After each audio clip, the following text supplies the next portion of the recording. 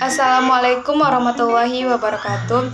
Hai semua, kembali lagi dengan saya Setia Febriani Hami. Saya mahasiswi Universitas Riau dengan program studi Pendidikan Guru Sekolah Dasar Angkatan 2020. Tujuan saya membuat video kali ini ialah untuk memenuhi tugas ilmu lingkungan dan mitigasi bencana dengan dosen pengampu Bapak Mahmud Al-Fusari MPD. Nah, di video kali ini ia akan membahas mengenai sungai. Mungkin teman-teman tidak asing lagi mendengar kata sungai. Yap, sungai.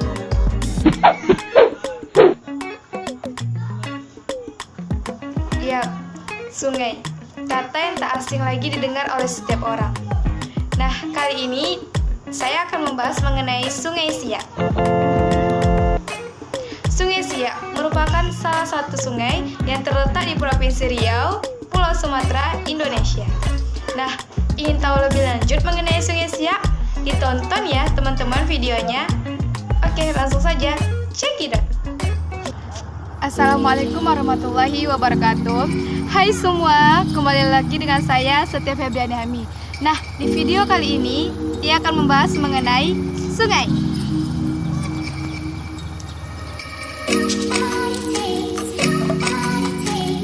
Nah, teman-teman sudah melihat ya, kali ini dia bakalan membahas mengenai Sungai Siak. Ada yang tahu apa itu Sungai Siak? Ya, Sungai Siak merupakan salah satu sungai terdalam yang ada di Indonesia. Sungai Siak terletak di Provinsi Riau, tepatnya di Pulau Sumatera, Indonesia. Ingin tahu lebih jauh mengenai Sungai Siak? Yuk disimak videonya.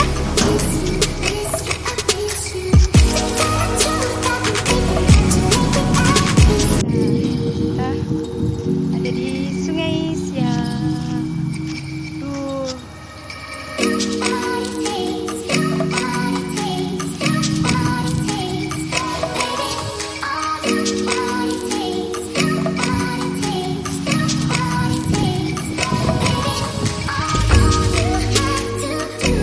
Sungai Siak merupakan sungai terdalam di Indonesia yang kedalamannya dahulu mencapai 30 meter. Namun, akibat pendangkalan kini tinggal sekitar 18 meter. Sehingga dahulunya sungai ini dapat dilalui oleh kapal-kapal besar seperti kapal tanker dan kapal peti kemas. Pada sehiliran sungai ini terdapat banyak pabrik, diantaranya pabrik kelapa sawit, pabrik pengolahan kayu, dan juga pabrik kertas. Beberapa jembatan besar dibangun untuk melintasi sungai ini. Di antaranya Jembatan Siak 1, Jembatan Siak 2, Jembatan Siak 3, dan Jembatan Siak 4 yang sejak tahun 2011 masih dibangun hingga sekarang.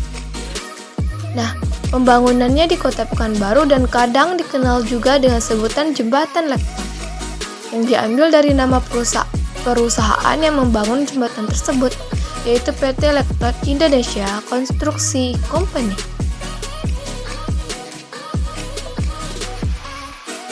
Sungai Siak ini juga memiliki nama lain loh teman-teman, yaitu Sungai Jantan.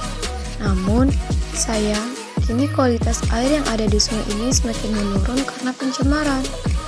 Kini Sungai Siak juga masih dimanfaatkan oleh nelayan tradisional untuk mencari ikan. Banyak cerita yang menarik loh yang terjadi di sungai ini. Mulai dari kisah kerajaan Siak, pernah menjadi jalur perdagangan internasional, hingga banyak kisah misteri atau gaib yang ada di sungai ini. Namun, yang pasti, kehadiran Sungai Siak di Tanah Melayu ini memberikan banyak manfaat bagi masyarakatnya, mulai kebutuhan ekonomi hingga untuk pariwisata. Namun, sekarang kondisi air Sungai Siak sudah sangat memprihatinkan. Padahal, keberadaan Sungai Siak pada era sebelum tahun 80-an menjadi urat nadi perekonomian nelayan setempat sehingga sebagian besar memilih mata pencarian sebagai nelayan. Hal ini terlihat dari perkembangan aktivitas masyarakat di sepanjang kawasan Sungai Siak dan banyaknya penduduk yang bermukiman di sepanjang Sungai Siak. Di wilayah hilir, air sungai masih dapat digunakan untuk mandi, cuci, dan kakus. Bahkan, kebutuhan air bersih di pelosok dari Sungai Siak. Tetapi, sekitar 10 tahun terakhir ini, air sungai tidak lagi dapat dimanfaatkan sebagai air minum, mandi, dan cuci. Karena fisik dan kimia air berubah. Berkembangnya zaman serta teknologi menjadi salah satu penyebab kerusakan lingkungan. Tidak pernah terpikir oleh manusia akan terjadinya pemanasan global. Sungai Siak menjadi salah satu korban dari kemajuan industri dan teknologi. Kondisi aliran Sungai Siak sudah rusak parah. Pengikut jalur hijau berupa pohon berubah fungsi karena ulah tangan manusia. Selain limbah pabrik dan domestik, penebangan pohon di sepanjang aliran sungai, kebanggaan masyarakat Riau ini, salah satu penyebab rusaknya ekosistem sepanjang aliran sungai. Terjadinya secara terus-menerus, pengerusakan jalur hijau di sepanjang aliran menyebabkan terjadinya abrasi setiap hari. Sedikit demi sedikit tapi pasti, tanah di pinggiran masuk ke dalam sungai. Kondisi ini memperburuk kondisi Sungai Siak. Pencemaran yang terjadi di daerah aliran sungai atau DAS Siak akibat banyaknya perusahaan yang membuang limbah ke sungai menjadi penyebab utama turunnya kualitas air Sungai Siak. Belum lagi sampah-sampah rumah tangga yang sedikit banyaknya berpengaruh rusaknya ekosistem Sungai Siak. Kerusakan Sungai Siak berdampak kepada kondisi sosial ekonomi masyarakat karena penduduk yang mata pencariannya nelayan tidak bisa lagi menangkap ikan karena spesies ikan yang hidup di Sungai Siak sudah banyak yang punah karena limbah. Apabila musim penghujan datang, masyarakat enggan mandi ke sungai karena takut terjangkit penyakit kulit. Begitu besarnya penurunan kualitas air Sungai Siak. Puluhan pabrik yang beroperasi di kawasan Sungai Siak seolah-olah menutup mata dan tidak mau tahu tentang masalah ini. Yang ada, Sungai Siak semakin dicemari oleh moral-moral yang tidak bertanggung jawab. Dan jadilah Sungai Siak sebagai tong sampah rakyat negeri ini. Potensi Sungai Siak sendiri diantaranya adalah sebagai tempat mencari ikan, sumber air bersih, wisata air, dan dengan kedalaman rata-rata 20-30 meter, serta panjang keseluruhan 572 km dan lebar 75-100 meter, Sungai Siak mampu menunjang sistem transportasi air dengan intensitas tinggi baik untuk kapal barang maupun kapal penumpang. Namun, secara bertolak belakang, sungai ini juga merupakan tempat aliran limbah industri dan rumah tangga, serta sebagai sarana mandi, cuci, dan kakus atau MCK penduduk setempat.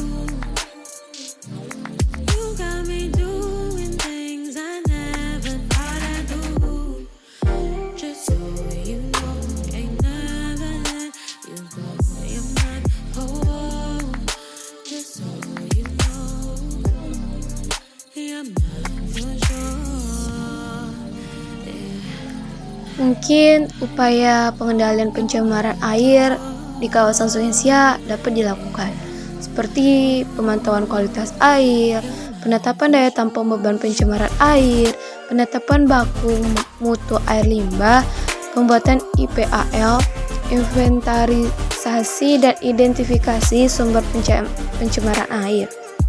Berbagai upaya pengendalian pencemaran air yang telah dilakukan melalui berbagai kebijakan diantaranya melalui pendekatan kelembagaan hukum, teknis, dan program khusus. Pendekatan kelembagaan dilakukan dengan membentuk Badan Pengendalian Dampak dan Lingkungan atau BAPEDAL dan Pengendalian Lingkungan Hidup Daerah atau BPLHD dan Dinas-Dinas Lingkungan Hidup Daerah yang saat ini menjadi Badan Pengendalian Dampak Lingkungan Daerah atau BAPEDALDA. Untuk mengatasi pencemaran air dapat dilakukan upaya seperti: pertama, preventif atau di mana pemerintah telah memberlakukan Undang-Undang Nomor 32 Tahun 2009 tentang PPLH atau Pengendalian Pencemaran Lingkungan Hidup, di mana kita mempunyai andil yang cukup besar untuk menentukan kualitas hidup daerah masing-masing. Kuratif di mana pemerintah setempat harus mewajibkan adanya gotong royong dalam membersihkan sungai secara rutin. Karena sungai telah tercemar, langkah terbaik adalah membersihkan atau mensterilisasikan sungai tersebut. Yang kedua, rehabilitatif. Menurut saya, rehabilitatif ini adalah usaha lanjutan dari kuratif, di mana setelah kita membersihkan sungai, Maka tugas kita untuk menjaganya secara berkala dan berkesinambungan, menindaklanjuti para pencemaran sungai. Selanjutnya ada promosi. Hendaknya media massa bekerjasama dengan pemerintah dan warga setempat dalam mengajak masyarakat menjaga sungai. Apa dampaknya?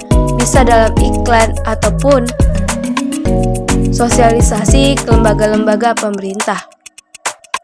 Adapun sikap dan perilaku kita sebagai masyarakat, yang pertama, pembuangan limbah industri, pembuangan limbah pemukiman, pembuangan limbah peternakan, kesadaran mentaati peraturan yang berlaku, dan pengaturan dalam pengolahan limbah. Masyarakat di sekitar sungai perlu merubah pikiran tentang pemanfaatan sungai, agar sungai tidak lagi dipergunakan sebagai tempat pembuangan sampah dan tempat mandi, cuci, dan kakus atau MCK. Peraturan pembuangan limbah industri hendaknya dipantau pelaksanaannya dan pelenggaraannya dijatuhkan hukuman. Limbah industri hendaknya diproses dahulu dengan teknis pengolahan limbah dan setelah memenuhi syarat baku mutu air buangan baru bisa dialirkan ke selokan-selokan atau sungai. Dengan demikian akan tercipta sungai yang bersih dan memiliki fungsi ekologis. Banyak tindakan yang dapat dilakukan oleh masyarakat sebagai cara penanggulangan pencemaran air, seperti tidak membuang sampah atau limbah cair ke sungai, tidak menggunakan sungai untuk tempat mencuci truk, mobil, dan sepeda motor, tidak menggunakan sungai untuk wahana memandikan ternak dan sebagai tempat kakus, tidak minum air dari sungai tanpa dimasak terlebih dahulu. Untuk menyelesaikan masalah seperti ini diharapkan untuk dibuatnya suatu badan yang khusus menangani pencemaran yang terjadi di daerah aliran Sungai Siak yang mempunyai legalitas dan sebagainya. Program awal pengendalian pencemaran air Sungai Siak ini ditunjukkan terlebih dahulu pada perubahan pola hidup masyarakat sekitar sungai. Setiap pemerintah yang mempunyai kepentingan masing-masing sebaiknya lebih memperhatikan dampak dari kepentingan tersebut terhadap lingkungan, khususnya untuk kelestarian sungai. Antara pemerintah provinsi dan dengan kabupaten atau kota juga harus menjaga hubungan yang harmonis agar koordinasi berjalan lancar. Untuk pembiayaan program sebaiknya jangan hanya bergantung pada anggaran pendapatan belanja negara atau anggaran pendapatan belanja daerah, tapi juga mengajak pihak swasta atau dana usaha dan masyarakat untuk terlibat di dalamnya.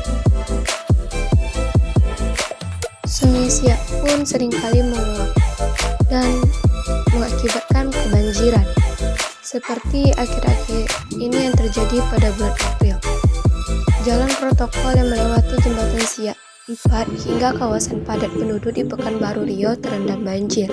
Akibatnya aktivitas warga bantaran Sungai Siak terganggu. Banjir akibat hujan deras dan luapan sungai terjadi di Jalan Sembilang menuju Rumbai, termasuk kawasan perumahan di sekitar Rumbai pesisir. Akibat banjir dan luapan Sungai Siak, jalan dari Sudirman menuju Rumbai putus total. Namun ada juga warga yang nekat menerobos hingga akhirnya kendaraannya mogok. Melihat hal ini dibutuhkan mitigasi bencana, di mana dapat dilakukan seperti pada saat pra bencana dapat yang pertama mengetahui istilah-istilah peringatan yang berhubungan dengan bahaya banjir, seperti siaga 1 sampai dengan siaga 4 dan langkah-langkah apa yang harus dilakukan. 2. Mengetahui tingkat kerentanan tempat tinggal kita, apakah di zona rawan banjir atau bisa menggunakan aplikasi Inarik. 3. Mengetahui cara-cara untuk melindungi rumah kita dari banjir. 4. Mengetahui seluruh dan jalur yang sering dilalui air banjir dan apa dampaknya untuk rumah kita. 5. Melakukan persiapan untuk evaluasi termasuk memahami rute evakuasi dan daerah yang lebih tinggi. 6. Membicarakan dengan anggota keluarga mengenai ancaman banjir dan merencanakan tempat pertemuan apabila anggota keluarga terpencar-pencar. 7. Mengetahui bantuan apa yang bisa diberikan apabila ada anggota keluarga yang terkena banjir. 8. Mengetahui kebutuhan-kebutuhan khusus anggota keluarga dan tetangga apabila banjir terjadi dan lain sebagainya. Saat bencana. Apabila banjir akan terjadi di wilayah kita, maka simaklah informasi dari berbagai media mengenai informasi banjir untuk meningkatkan kesiapsiagaan. 2. Apabila terjadi banjir, segeralah evakuasi ke tempat yang lebih tinggi. 3. Waspadalah terhadap arus bawah, saluran air, kubangan, dan tempat-tempat lain yang tergenang air. 4. Ketahuilah risiko banjir dan banjir bandang di tempat Anda. Misalnya banjir bandang dapat terjadi di tempat Anda dengan atau tanpa peringatan pada saat hujan biasa atau deras, dan lain sebagainya. Pasca bencana.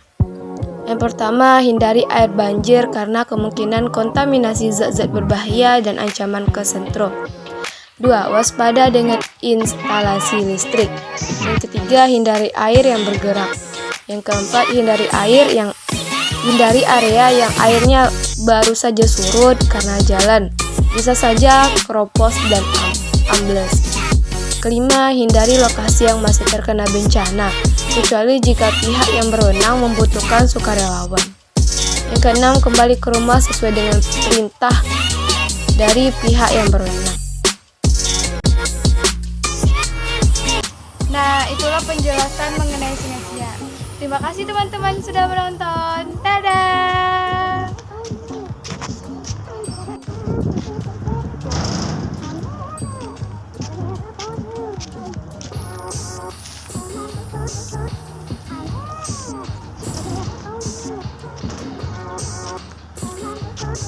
Nah, itulah sedikit penjelasan mengenai Sungai yang Tiaser. Semoga teman-teman dapat belajar dari video yang telah Tiaser tadi ya. Nah, berakhir sudah. Saya tutup dengan wabillahi taufiq wal hidayah. Wassalamualaikum warahmatullahi wabarakatuh. Terima kasih semuanya. Dadah.